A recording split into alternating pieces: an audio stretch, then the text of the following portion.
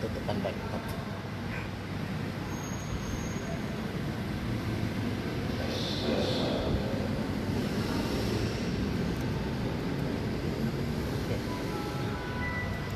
Assalamualaikum warahmatullahi wabarakatuh. Bismillahirrahmanirrahim. Assalatu wassalamu ala rasulillah Sayyidina Muhammadin abdillah wa ala alihi wa sahbihi wa mawala. La hawla wa la quwwata illa billah. Amma ba'd. Ya Allah ya Nabi Muhammad sallallahu alaihi wasallam wa ala alihi wa azwajihi wa dhurriyyatihi wa dhurriyyatihi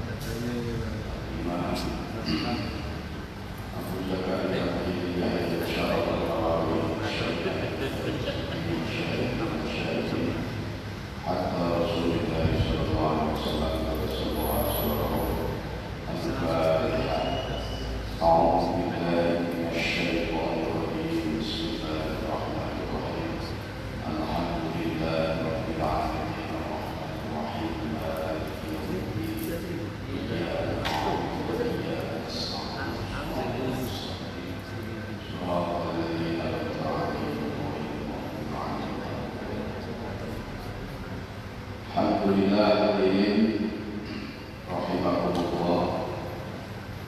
Kita meneruskan kembali kajian rutin kita melalui kitab Riyadhus Shalihin ini karya Syekh Imam Abu Zakaria Muhyiddin Yahya bin Syaraf An-Nawawi. Mugi kula panjenengan angsal barokahipun ilmu, barokahipun kitab Riyadhus Shalihin, barokahipun musannif, lan mugi dari sahabat rahmah ridho maunah dari Allah Subhanahu wa taala. Amin. Salawat serta salam semoga terlimpahkan pada junjungan kita Rasulullah Muhammad sallallahu alaihi wasallam. Mugi taufik syafaat pun di dunia wal akhirah. Amin ya rabbal alamin.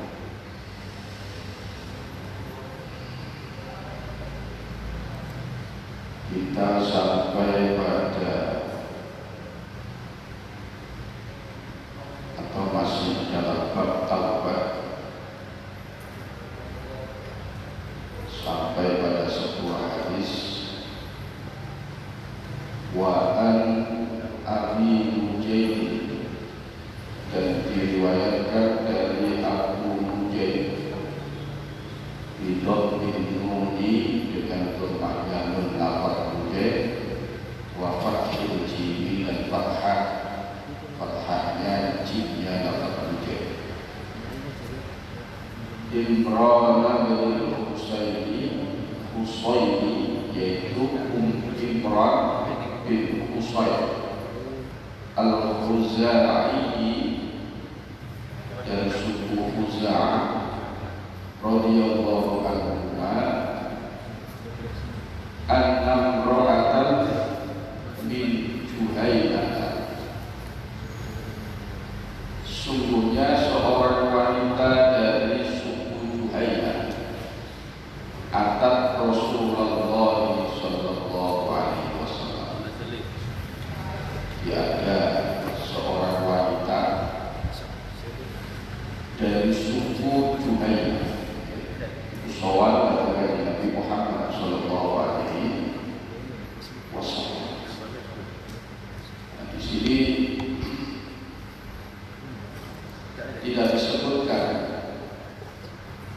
sini tidak disebutkan, siapa nama wanita. Dalam hadis ini tidak disebutkan, itu sebabnya para berbeda pendapat.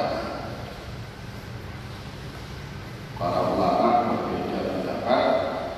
Ada yang mengatakan bernama khawla, ada yang mengatakan bukan khawla atau yang lain.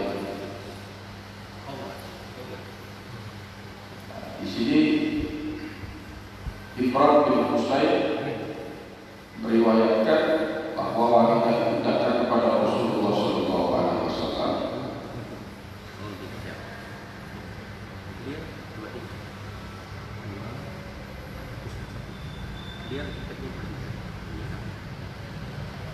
Ini ada yang mengatakan namanya Sami'ah, ada yang mengatakan Abiyah binti Faros.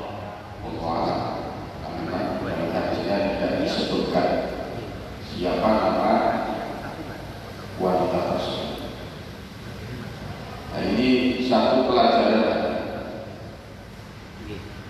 Di awal hadis ini kita mendapatkan pelajaran bahwa ketika kita menceritakan, kalau kita jumpai hadis-hadis Rasulullah itu ketika membicarakan tentang pribadi seseorang, utamanya terkait dengan keburukan,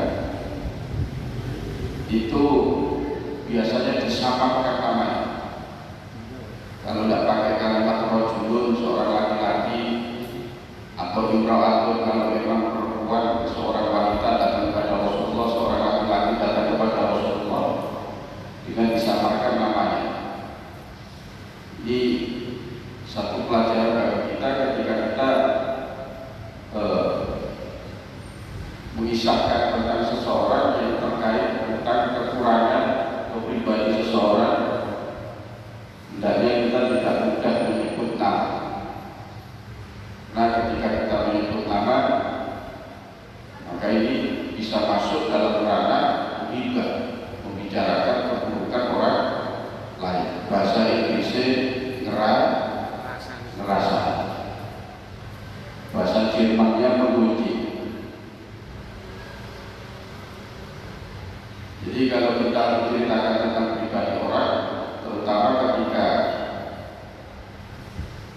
menyangkut pribadinya, menyangkut kekurangannya, menyangkut kehormatannya, maka lebih baik diselamatkan supaya kita selamat dari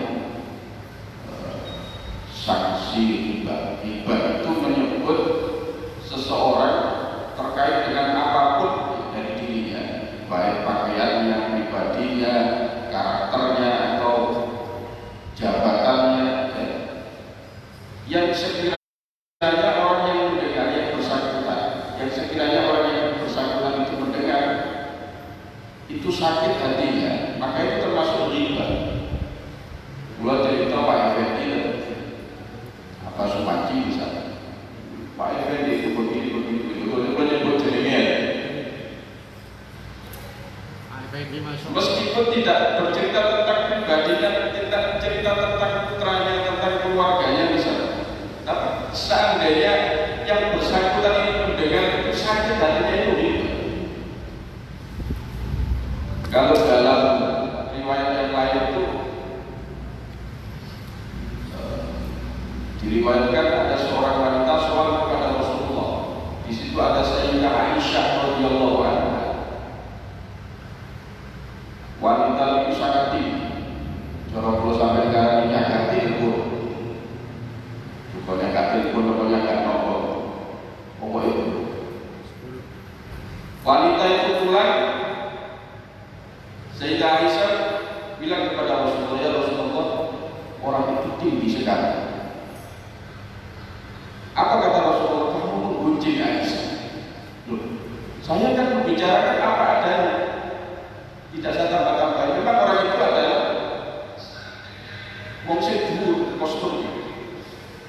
Iya, kalau kamu membicarakan apa yang memang sebenarnya, itu namanya hibah. Ini membicarakan sesuatu yang memang benar.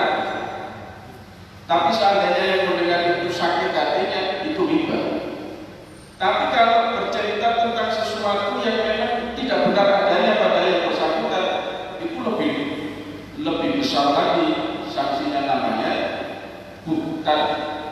Jadi selain membicarakan keburukan orang lain plus ditambahi kedustaan, apakah ditambahi atau dikurangi, itu namanya buta, dan ini sanksi yang lebih berat daripada yang pertama. Si pertama mau yang memang betul-betul hak nyata ada pada diri orang yang kita berbicarakan itu saja sudah termasuk riba, apalagi kalau ditambahi dengan hal-hal yang memang tidak ada. Nah, di sini diceritakan waliya qubla minas zina. Wanita itu dalam keadaan hamil. Wanita yang datang kepada Rasulullah itu dalam keadaan hamil. Hamilnya ini di luar nikah, kecelakaan. Mobil kecelakaan, itu besoknya itu. Dan uang sih kecelakaan, itu besoknya menjogo. Aku kata besok. Oh aku jadi. Faqalat ya Rasulullah asabtu haddan. Wanita itu kemudian mengatakan kepada Rasulullah, ya Rasulullah, saya telah melakukan satu pelanggaran ya Rasulullah. Sudah semestinya saya ini mendapatkan hak saksi dari pelanggaran itu. Fa'akim alayya. Maka tegakkan hak itu, sanksi itu kepada saya. Kalau dalam riwayat yang lain, tohirni, sucikan diri saya ya Rasulullah. Sucikan diri saya.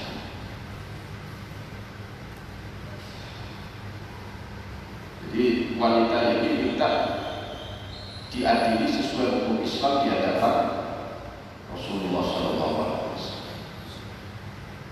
Fa'akim alayya, fa'akimhu alayya. Maka tegakkan hak itu kepada saya. Tapi bahasa riwayat yang lain mengatakan tohir, sucikan diri saya. Mengapa ada kalimat sucikan diri saya? Ini menurut para ulama seperti dikutip oleh Ibnu Al-Ajibah, Ibnu Alam dalam kitab Dalilul Falihin, Ibnu Alam yang Muhammad Ali bin Muhammad bin Alam bin Ibrahim Al-Qadri Siddiqi itu mengatakan fihi dalilun ala anna al-hadda yukaffiru dzambal maksiyati allati hudda.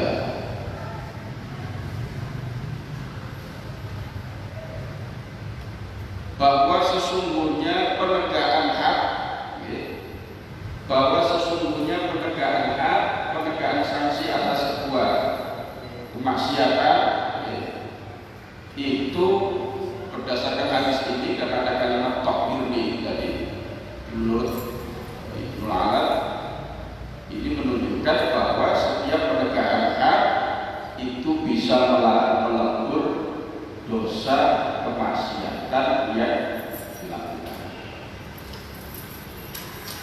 Jadi kalau ada orang mencuri, kalau di hukum Islam, kalau ada orang mencuri mencapai satu nisab harus dipotong tangannya. Dengan memotong tangannya itu maka sudah berguguran atau sudah terampuni dosanya dalam melakukan kemaksiatan. Jadi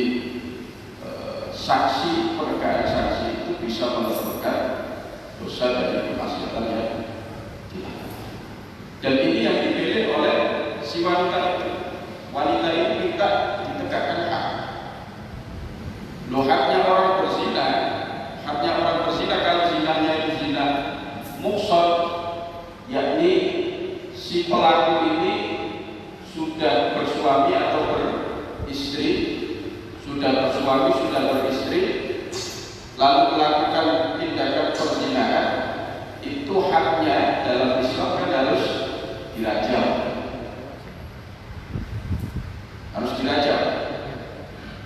ditanam sekiranya hanya kepalanya saja yang tampak, kemudian dilempari batu sampai ini. Kok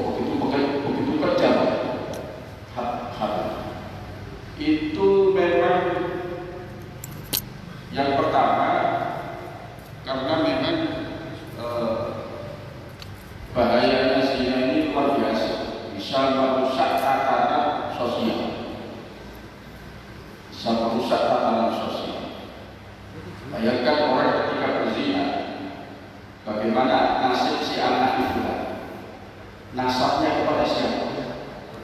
Sementara ketika anak di luar lahir di luar pernikahan, itu tidak bisa ikut nasabnya kepada ayahnya. Kalau nasabnya tidak bisa ikut kepada ayahnya, otomatis nanti dalam pernikahan ayahnya tidak bisa menjadi wali, ayah biologis maksud saya. Yang kedua, ketika ayahnya meninggal juga tidak bisa dapat warisan. Sehingga anak ini nasabnya hanya ikut ibunya. Itu dari sisi situ. Tetapi hak ini tidak serta-merta bisa dilaksanakan karena syaratnya itu berat. Syaratnya tidak mudah. Harus ada 4 saksi. 4 saksi itu harus adil. Adil itu tidak pernah melakukan dosa besar, ya. Tidak pernah melakukan dosa besar. Di sisi lain juga tidak terlalu sering melakukan dosa kecil. Jadi 4 saksi itu harus adil, dan 4 saksi itu harus menyatakan betul-betul menyaksikan, betul-betul melihat bahwa tentang terjadinya perzinahan itu. Sampai pada hal yang lebih detail, dia tahu betul bagaimana dia memasukkan kemaluannya kepada antara lawan jenis itu. Kan tidak mungkin, sulit ya. Ini 4 saksi. Meskipun dari sisi dari sisi haknya itu berat, tetapi syaratnya harus dipenuhi juga. Nah, berhubung wanita ini datang memang menyatakan dirinya ikrar bahwa dia telah melakukan perbuatan itu, maka tidak dituntut saksi. Tapi seandainya ada orang yang menuduh orang lain berbuat zina, itu sulit untuk direalisasi. Kenapa? Karena syaratnya itu seperti itu. Di antara syaratnya itu harus ada 4 saksi, adil, orangnya jujur semua, orangnya tidak pernah melakukan dosa besar, orangnya tidak mungkin melakukan dosa kecil, dan melihat langsung kejadian itu. Bukan?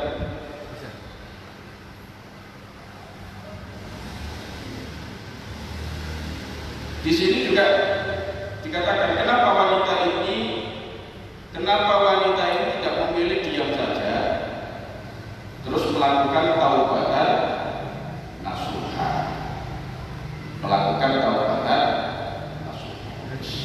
menengahi seperti ngakuis obat gak balik mana, gak usah lapor namanya hakim, tidak perlu lapor kepada kodi, tidak perlu. Kalau zaman Rasulullah tidak perlu lapor kepada Rasulullah,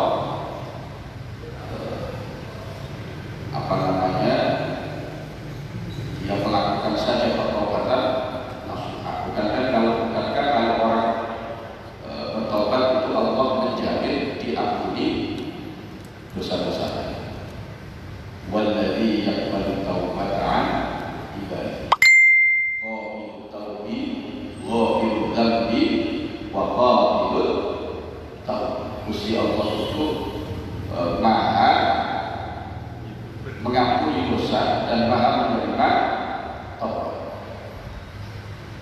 Menurut para ulama, kenapa wanita itu lebih memilih dihad, ditegakkan hukum atas dirinya daripada memilih bertaubat secara bersungguh-sungguh atau taubatan nasuha.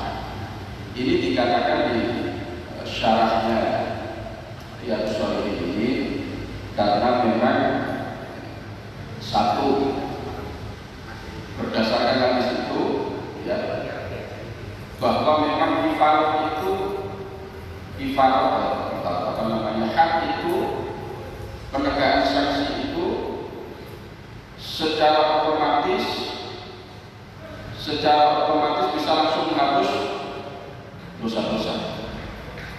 Apalagi yang menegakkan Rasulullah SAW. Sementara kalau taubatan nasuha, mungkin dia khawatir dia tidak bisa bersungguh-sungguh dalam bertaubatan nasuha, sehingga kemudian dia tidak bisa mencapai peleburan dosa yang dia harapkan. Sehingga dia lebih memilih untuk ditegakkan hak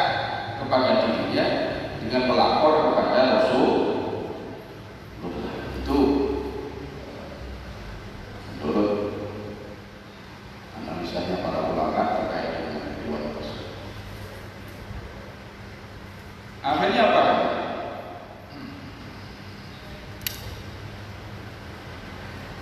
Akhirnya di halaman di sini dikatakan fada'a Nabiullah sallallahu alaihi wasallam waliyah. Maka wali dari wanita ini dipanggil oleh Rasulullah. Kalau saya melihat riwayat yang lain, awalnya Rasulullah menganjurkan kamu mohon ampun saja kepada Allah dan kembali. Tapi ternyata wanita ini tetap kekeh untuk ditegakkan hak pada dia. Sebetulnya Rasulullah sudah memberikan pilihan, kamu minta ampun saja kepada Allah dan kembali. Cabut pernyataanmu tadi bahwa kamu telah bersih. Minta ampun kepada Allah Subhanahu wa Ta'ala. Tapi ternyata lebih kekeh. Nah, kalau taubat itu memenuhi syarat, sebetulnya syaratnya tidak berat. Syaratnya tidak banyak. Pertama, al-iqla'. Al-iqla' itu menghentikan secara spontan dosa yang saat itu dia lakukan. Yang kedua, an-nadam, menyesal. Tanda-tanda menyesal itu kalau orang menceritakan tentang apa yang pernah dia perbuat, dia sedih. Lek sampai cerita masa lalu kok bangga, oh belum nasuha berarti tobatnya. Dia cerita dosa itu malah bangga. Enggak, kok panutanku, berarti durung nasuha, taubat itu durung teman-teman. Taubat yang murni, nasuha yang murni. Jadi pertama syaratnya al-iqla', dihentikan saat itu juga perbuatan dosanya. Kemudian yang kedua syarat taubatan nasuha itu an-nadam, menyesal. Dan yang ketiga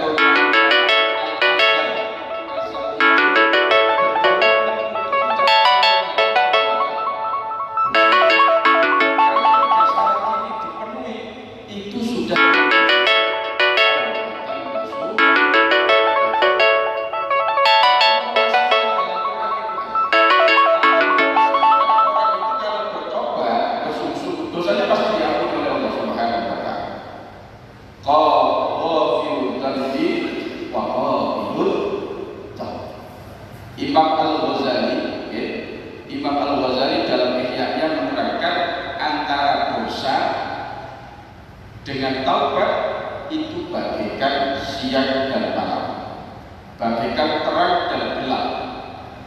Ketika masjid ini diterangi, lampu dinyalakan, itu gelapnya hilang. Sebaliknya ketika lampu ini dimatikan, gelapnya datang. Tidak akan pernah berkumpul antara gelap dan terang. Ketika siang datang, malam hilang. Ketika malam datang, siangnya hilang. Tidak pernah berkumpul antara siang dan malam. Begitu juga antara taubat dengan dosa. Uang itu pokoknya taubat itu menurut Allah Subhanahu wa Ta'ala. Syarat tiga itu dipenuhi, ya sudah, berarti dia diampuni oleh Allah Subhanahu wa Ta'ala. Tetapi kalau dia tidak bertobat, ya tetap dosanya dia akan. Makanya ada hadis menyatakan begini, at-taibu minadz dzambi kaman la dzambala. Orang yang bertobat dari dosa itu bagaikan orang yang tidak pernah berbuat dosa. Makanya para ulama ini taubat itu dipakai rutinitas, bukan hanya sesekali ketika berdosa waktu sholat misalnya diajak mohon ampun dan bertaubat. Astagfirullahaladzim alladzi la ilaha illa huwal hayyul qayyum. Boleh wal hayyul qayyum, boleh wal hayyul qayyum wa atubu ilaih. Itu permohonan ampunan kepada Allah sekaligus permohonan untuk bertaubat kepada siapa yang membaca doa itu 3 kali setelah sholat, dosa-dosanya akan diampuni walaupun dosanya sebanyak buih di lautan. Maksud dosanya seakai untuk segoro 30 kali Allah Subhanahu. Kembali kepada hadis ini. Ini keluarganya dipanggil oleh Rasulullah. Walinya dari wanita itu dipanggil oleh Rasulullah. Faqal ahsin ilaiha. Fa idza waqa'at fakti. Wanita ini langsung tersinggapi komentar ini kekal. Dia tidak mau pulang dan bertaubat kepada Allah Subhanahu wa taala. Dia lebih memilih ditegakkan hukum Allah. Akhirnya Kanjeng Nabi memerintahkan wis iki boleh dhisik komentar iki langsung tersinggapi. Nanti kalau sudah melahirkan bahwa dia bisa, maka tidak boleh seseorang itu menegakkan had dalam keadaan orang itu hamil, karena sing dosa ibuke anak itu jadi anak itu boten melok nopo-nopo. Makanya dalam hadis disebutkan kullu mauludin yuladu ala fitrah, setiap anak itu dilahirkan atas fitratul Islam, suci anak itu bersih, tidak ada dosa warisan dalam Islam itu. Wala taziru waziratu wisra ukhra. Makanya dalam sejarah Islam ini bapak itu bajingan, anak itu jadi pulang. Enter tiang itu napa namanya macam-macam mantan apa namanya, seperti contohnya Ikrimah bin Abu Jahal, bapaknya Abu Jahal, anaknya Ikrimah ahli tafsirnya dari kalangan sahabat, padahal bapaknya musuh dalam Islam. Khalid bin Walid, Khalid itu panglima perang dalam Islam yang tidak pernah kalah. Dia berperang beberapa kali dalam peperangan tidak pernah kalah. Meskipun dalam jumlah yang sedikit melawan jumlah yang lebih banyak, bukan tahu kalah Khalid bin Walid. Bahkan sebelum masuk Islam, Rasulullah hampir kalah perang kali Khalid bin Walid dalam perang Uhud. Rasulullah hampir terbunuh dalam perang Uhud.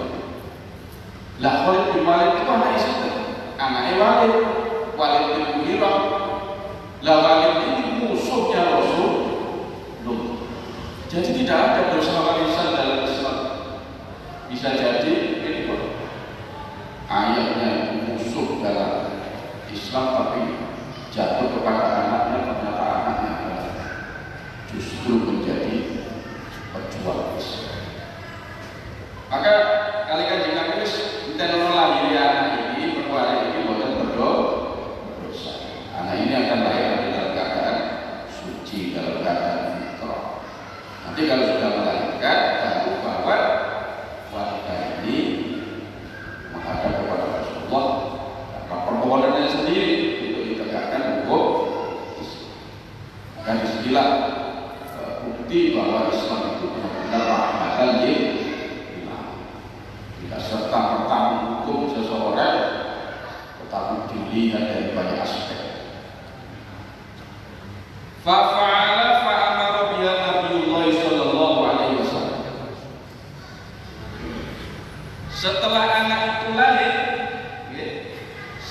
anak itu lahir, baru wanita itu dibawa kepada Rasulullah.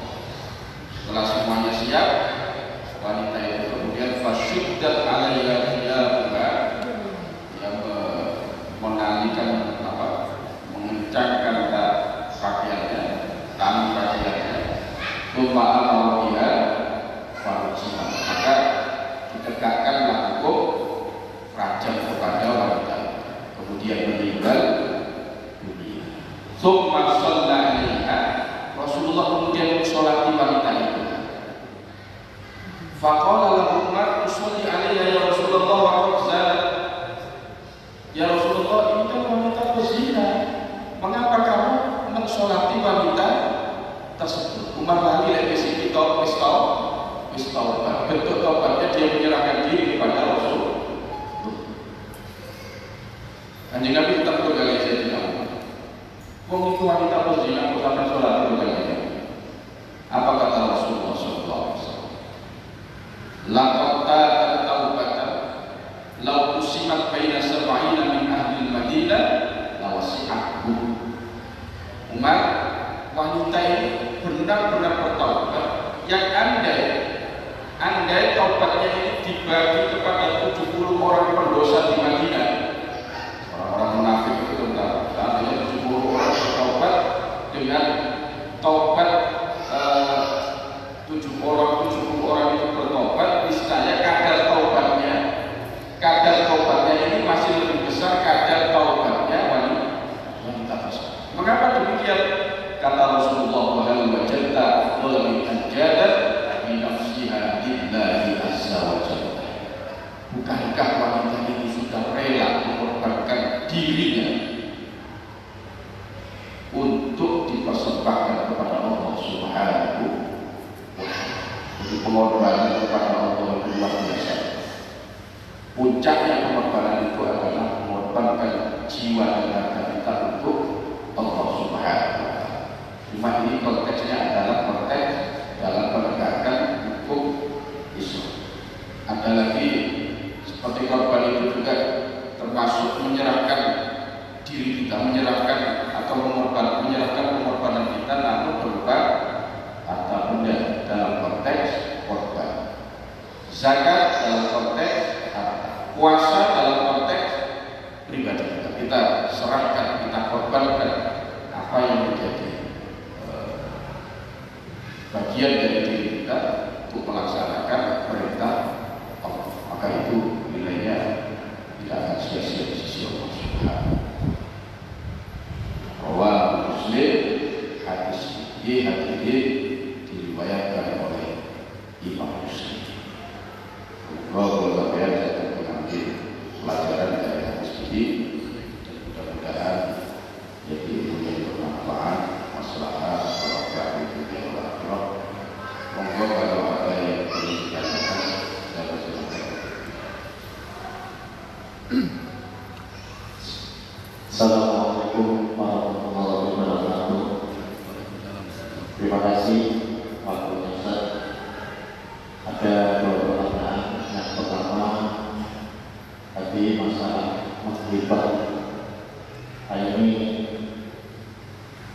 kayaknya masyarakat kita, saya pribadi khususnya, ini rasanya kayak sulit sekali menghindari hal semacam itu. Saya merasakan bahwa semakin banyak saudara, semakin banyak teman, itu kelihatannya juga banyak yang kita perbicarakan. Salah satunya adalah rasanya, katanya dari bahasa Inggris, rasanya. Ini bagaimana setiap kita rasanya cuma kita sadar bahwa itu mengibat paling kita istimewa. Tapi besok atau lusa juga seperti itu lagi. Nah ini bagaimana tiap-tiap apa yang harus kita lakukan. Yang pertama. Yang kedua, masalah taubat tadi, taubat as-sunnah.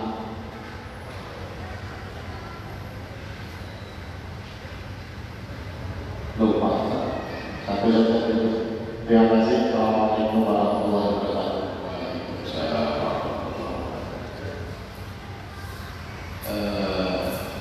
Almarhum Kiai Fadil Samsudin dari Surabaya itu pernah mengatakan Surabaya ini ibarat dalam telektok, dalam itu telektok. Awak dewi kan melewati jalan itu tidak akan sampai ke tujuan,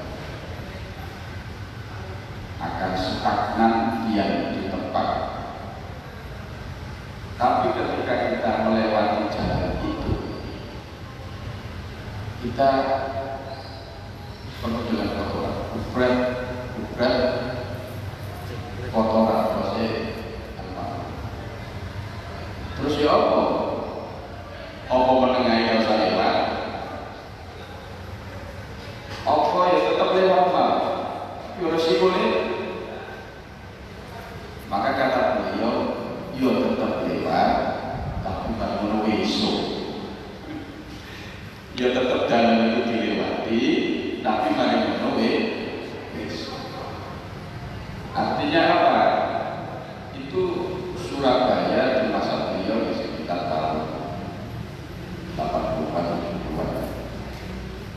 Kembali tadi, ada kembali. Artinya mereka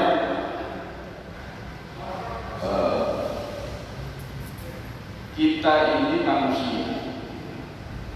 Kalau sampai ini berinteraksi dengan orang ataupun tidak berinteraksi dengan orang ataupun tidak, pasti kita punya potensi membuat dosa. Karena memang manusia itu tidak luput dari dosa. Kullu bani Adam khata' wa khairul khata'ina at-tawwab. Kullu bani Adam khata' wa khairul khata'ina at-tawwab. Setiap anak Adam itu pasti berbuat salah. Tetapi sebaik-baiknya orang yang berbuat salah itu adalah yang mau bertaubat. Artinya kita tetap mau beraktivitas, berinteraksi, berkomunikasi seperti biasa, tetapi kita berupaya untuk menghindar semaksimal mungkin. Jadi saya keperojo, saya ketelanjur melakukan dosa itu wajar karena memang kita adalah manusia yang tidak luput dari perbuatan dosa. Kita imbangi dengan banyak memohon ampunan kepada Allah. Itu jalan satu-satunya. Kita menghindar dari manusia, menurut sakit, apalagi kita hidup di tengah-tengah masyarakat. Maka kita butuh kepada mereka, mereka juga butuh kepada kita. Berkomunikasi, berinteraksi, ya risikonya itu. Tapi tanpa komunikasi, tanpa interaksi pun dengan sesama manusia, kita pun potensi untuk membuat dosa. Itu cerita menarik ya. Pulau ini gak ada rencana. Beliau ketika masih di pesantren pernah cerita kepada saya. Beliau ini punya satu ustaz ingin membuktikan apa betul manusia itu tidak luput dari dosa. Aku tak akan juru kamar konyo-konyo itu ngomongi pokoknya sejumlah ini kamar ini tak kontrak istilahnya orang 19 yang boleh beriku ke kamar itu mulai Yusuf isi acara-acara apa namanya ibadah subuh atau Quran sampai waktu duha sholat duha terus diusahakan pokoknya dia ingin membuktikan sedina itu iso gak maksiat Gusti Allah iso. Ternyata ketika masih jam 9 pagi, enter dua orang santri itu melampak lipat ngarepe kamar, pandai kan di kamar, ngarepe lapang kamar. Lah si dua santri ini rasa konjone kru tak konjone kamar. Masih jero kamar Ustaz Ibu iki. Nah, itu merupakan rasa lagi saya bergaul rasa al-muslimi syarifun, orang yang mendengar itu berserikat sama kalau saya ngomong. Ono rasane juga betul rasane rumah tok. Panjenengan ngaji ini sampai ngrungokaken apa saya ngomong ganjarane bodoh. Jadi kalau sampai mendengar orang baca Quran kita dengarkan, kita juga sama dapat para al-muslimi Sami syahidul qaul. Jadi orang yang mendengar itu sama dengan orang yang akhirnya dia kemudian menyadari bahwa dia tidak dulu uang itu hanya dikasih solo atau soalnya jadi mereka hampar kawan dari sama itu dari itu HP, dari itu WA loh, dari itu Facebook. Kemarin saat ini kalau sampai pas lagi di kamar nggak punya apa-apa tapi buka status jadi kadang kayak kabar-kabar ini nggak pakai ngobrol. Jadi ya seperti itu kita tidak akan bisa lepas dari dosa. Sikap kita yang disebut juga kita tetap bersikap hati-hati. Tetapi kalau sampai kita tetap terus memohon ampunan kepada Allah Subhanahu.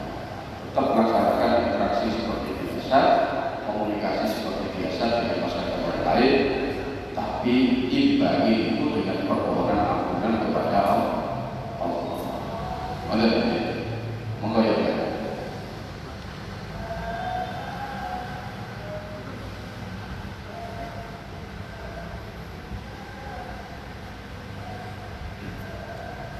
Assalamualaikum warahmatullahi wabarakatuh. Waalaikumsalam.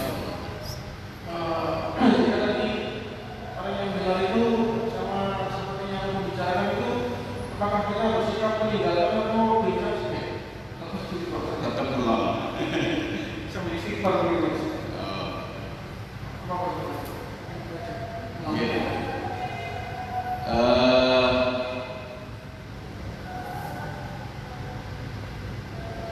Kalau di dalam beberapa penjelasan terutama dalam kitab-kitab tasawuf, dalam kitab-kitab akhlak itu bertahap. Pertama, kita berusaha mengingatkan orang yang melakukan tindakan kemaksiatan. Kalau itu tidak mampu kita lakukan, maka kita harus meninggalkan mereka. Tetapi kalau itu tidak mampu kita lakukan, tetap kita berada di tempat itu, maka jangan sampai kita ridho. Jangan sampai kita ridho, rela senang dengan kemaksiatan yang terjadi. Tentu diiringi dengan permohonan ampunan kepada Allah Subhanahu wa Ta'ala atau permohonan doa supaya saat kita dan orang tersebut juga dapat hidayah. Jadi hati kita tidak rela tidak rela dengan perbuatan. Tapi kalau kita di situ sebetulnya kita pergi mampu, tetapi kita di situ saja. Nah ini yang dimaksud dengan orang yang mendengar sama dengan yang belum sampai nyetel channel TV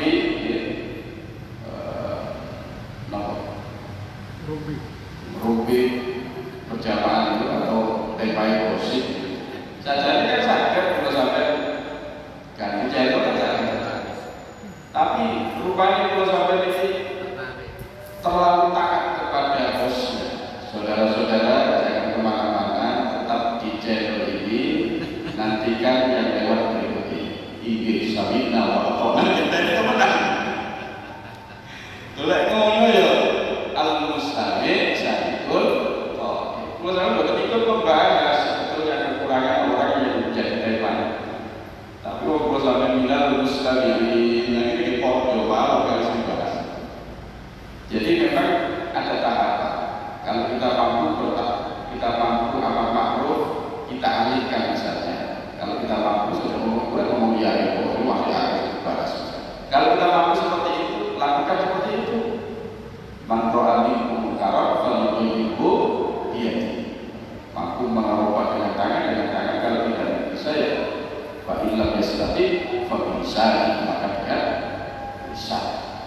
Kalau kita mengalihkan pembicaraan supaya tidak membicarakan kepada orang lain tidak mampu, alasan seperti kalau alasan seperti tidak bisa, memang kita saat itu tidak bisa keluar dari tempat dan forum itu, maka ya jangan sampai kita bingung, jangan sampai kita rela dengan kemaksiatan. Kata-kata permohonan ampunan kepada Allah Subhanahu.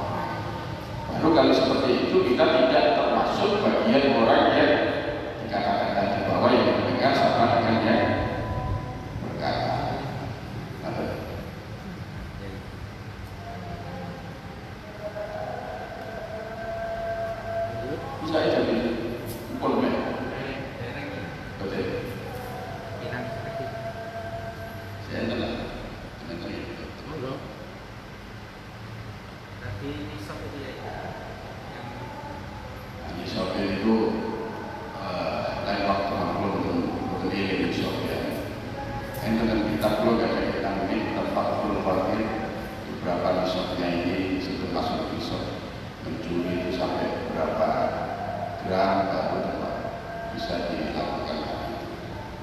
Cuma begini itu sampai begini alhamdulillah